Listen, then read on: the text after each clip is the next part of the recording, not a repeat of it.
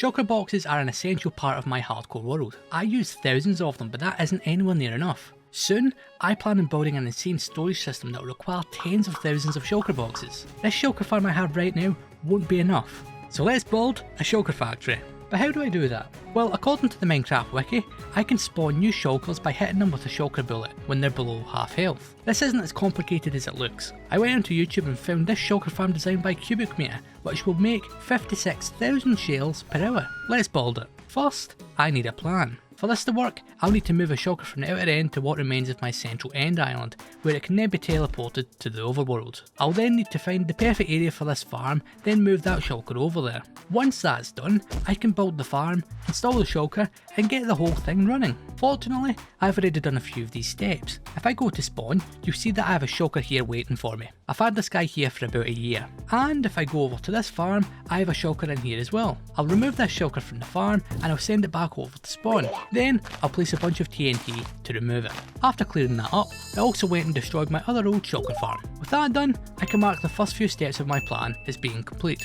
Also, if I end up killing these two shulkers, I have a bunch of extra ones over in my mob switch.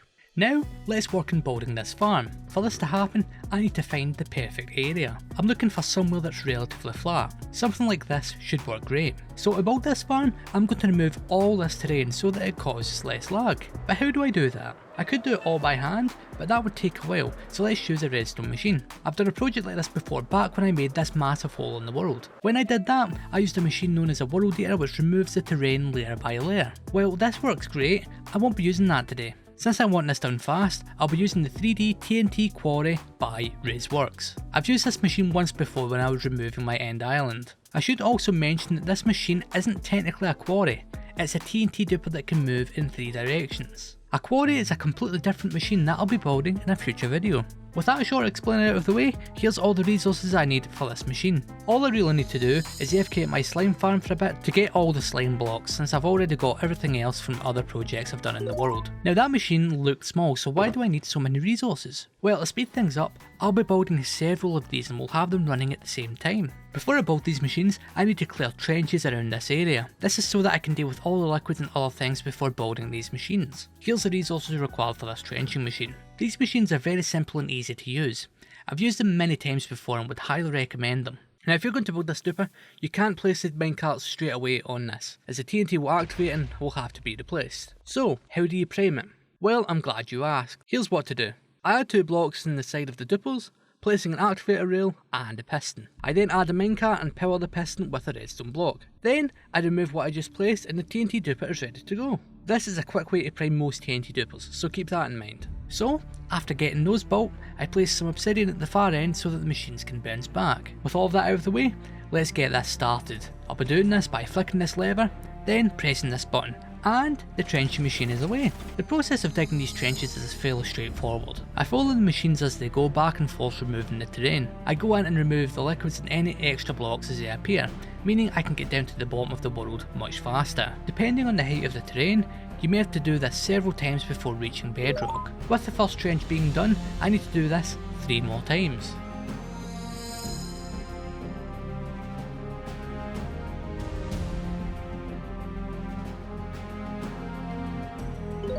With those trenches being finished, I can build all of these 3D TNT dupers and the return stations on the opposite side. Every time these machines are activated, they'll move forward dropping TNT, and both the starting and return stations will move as well. So I'm going to activate all 3 of these machines, then I'll go and sit up here in safety while the terrain is being removed.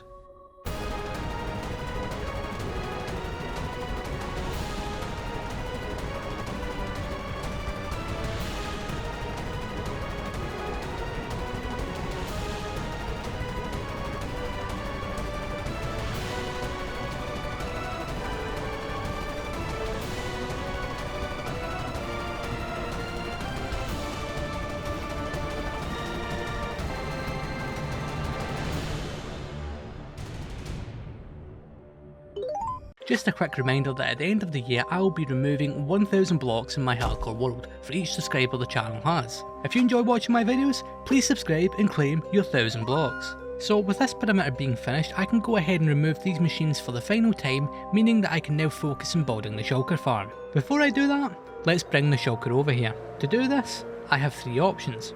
I could build a rail from spawn all the way over here, I could send the shulker into the nether and move it that way, or I could go for the fun 3rd option. Flying machines. With flying machines, all I need to do is build it and let it fly. For this, I'm going to modify the trenching machine I used earlier by removing the TNT and any extra blocks, and I'll use this to move the shulker. Now I just need to build it over at spawn high up in the sky so that no terrain gets in the way. While I'm at it, I'll build a staircase up to the sky with a rail line, and once the shulker is up there, I'll move it onto the flying machine, meaning that all I need to do is activate it and the flying machine is away. I'll see you over at the perimeter. After a while, this flying machine has almost arrived at the perimeter. I've went ahead and built this obsidian line which should stop the flying machine. Perfect. Now I'll move this shulker off of the flying machine and I'll build a temporary platform to keep the shulker and all the resources required for this project. With that done, the shulker moving phase is complete. So building this farm will be a tad bit complicated, so let's go into a testing world to figure some stuff out. So the original design would make 56,000 shells per hour. I don't need anywhere near that amount. How does 10,000 shells per hour sound? I scaled this farm down, ending up with something around this size, which fits my needs a lot better. Even with it being smaller, I still need an insane amount of materials. Most of the materials are easy enough to get, which is why these shulkers are already full of things I've crafted. I'm still missing obsidian and large amounts of glass. For the obsidian, I can go into the end and go to my enderman farm where I can steal some from those chests. I'm almost out of this stuff, so I'll build an obsidian farm real soon. When it comes to the glass, all I need to do is go to the obsidian platform and take some sand that I duped when I built the gravity block duper. I'll take this and make a quick pit stop at the ocean monument transformation to use my furnace array. I'll AFK here until all my glass has been smelted. With all of that collected, that's the main materials gathered. However, this farm will require a lot of snow golems, so I'll need large amounts of snow blocks and carved pumpkins. Snow is easy enough to collect. All I need to do is build a box out of iron bars and spawn a snow golem inside. Then I can dig the snow the golem generates, giving me infinite snow. After doing that for a bit, I set up a temporary pumpkin patch and waited until I had all the pumpkins I needed. Then, all I had to do was place the pumpkins in a row, carve all of them, then break them, giving me everything I need to start building this farm. I went back over to the perimeter and placed down all my shulker boxes of materials on this dirt platform. With everything ready to go, let's build this farm.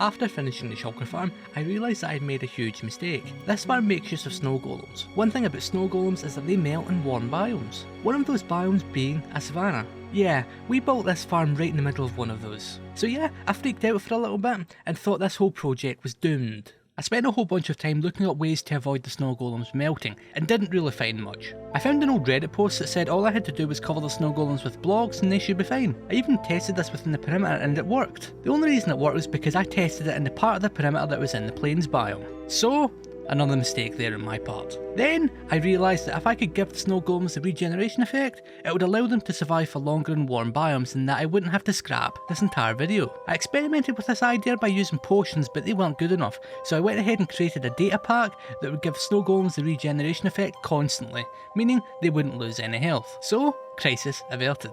Before I start using this farm, I should probably explain how this whole thing works. When I flick this lever, it will send a signal over here to this small shulker farm. Yeah, this mega shulker farm requires a smaller one to start up. Crazy, right? Anyway, once this is activated, it will spawn shulkers and they'll be moved down to this holding cell. These shulkers will then be taken from here in minecarts and distributed throughout the farm. Then, when the shulkers eventually die, a signal will be sent back and in the process, sending a replacement shulker. So it sounds simple enough. However, I can't turn it on right now as I haven't built the nether side of this farm. I'm going to be killing all of the shulkers here in the nether, so the system on this side will be quite complex. Before I start building, I'm going to need to gather all the required blocks. I already have almost everything apart from the ancient debris. I'm going to need quite a bit of it as the ancient debris will be used in the shulker killing system. So, I guess I'm going to spend a few hours in the nether mining for ancient debris.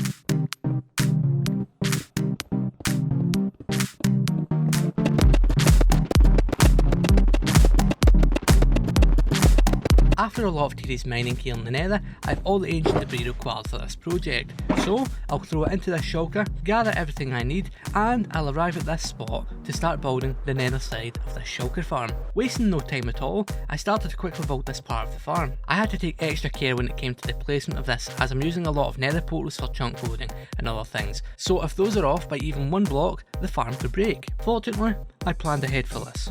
So this whole system is quite complicated. First, we have the storage system down here that uses a shulker loader. I figured it would be worth it since this system will produce a lot of shells and it will be loaded a lot. Moving up, we have the area here where the shulkers will arrive. They'll move from the portals to these ancient debris blocks where they will then die from a TNT explosion. The way this system works is I'll place the TNT up here in this AFK chamber and it will be pushed along by a block conveyor where it will then be ignited by a flaming arrow that was shot by this piglin. Setting this up was hard because I needed the piglin to shoot an arrow at me in a certain way so that I could push it by a bunch of pistons and into this spot where it will be kept forever. I then had to let that piglin continue to shoot at me until the crossbow broke, where I then dropped the sword with these enchantments, meaning that the piglin could pick it up and I would get the looting effect without generating a large amount of XP. This is going to be fun to start using. With all of that out of the way, I can say that the farm building phase is complete.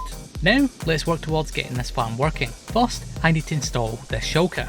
All I technically need to do for this is build a rail line from this dirt platform all the way down to the small shulker farm. Once this rail line is built, I can push the shulker out of the holding cell and then send it on its way with a furnace minecart. After some time, it has arrived at the shulker farm, meaning I can remove this temporary rail line. There we go.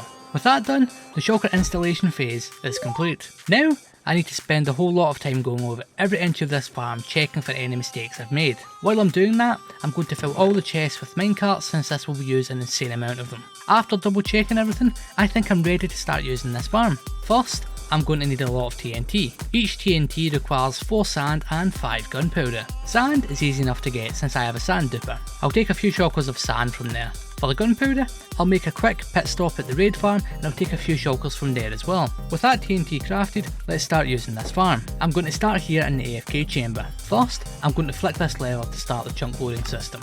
I'll then go into the overworld and I'll flick this lever, turning the farm on. Then, I return to the nether, stand in this corner and start placing TNT. I'll do this for a while and we'll see how many shulkers I get. After finishing my AFK session, I stop placing TNT and I'm going back to the overworld to turn the farm off. Then, I'm returning to the nether to continue placing TNT until shulkers stop coming through the portals below. Now, I can stop placing TNT and I can turn off the chunk loading grid, meaning that the farm running phase is complete. With that done, I can go down to the storage and see all these shulkers full of shells. This farm is amazing.